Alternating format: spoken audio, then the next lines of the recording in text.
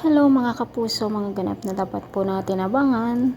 Mamaya dito lamang po sa Binibining Marikit kung kailan nagkakilala na nga po ang mag-inang Ikit at Mayumi.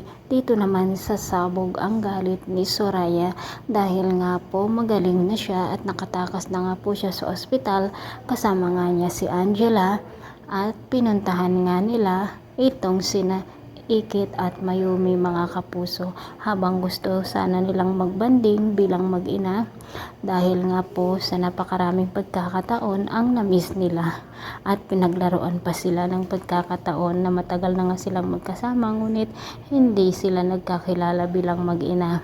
Ngayon nga tuwang-tuwa sina Ikit at Mayumi dahil nga nakilala na nila ang bawat isa, ngunit ito naman ang gigimbal sa kanila ang pagbungad ni Soraya at may hawak-hawak na baril mga kapuso. Pinaghahanap naman ng mga pulis si Soraya at Angela kasama si Nadrio at Mateo at pinuntahan nga nila ang isla na kung saan ay nandoon ang mag-ina na sina Ikit at Mayumi pati na rin si Soraya mga kapuso, at itong si Soraya ay may hawak-hawak na baril at binaril nga po niya itong si Ikit. Mukhang mahuhulog si Ikit sa dagat mga kapuso, ngunit syempre darating naman si Nadrio at Mateo upang iligtas ang mag-ina.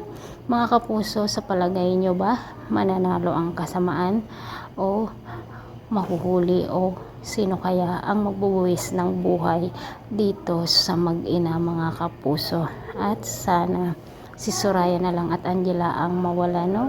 Abangan po natin ang pagtatapos ng teleseryeng ito dahil nga po 5 araw na lang ay mag-e-end na po ang Binibining Marikit. Thanks for watching. Bye bye.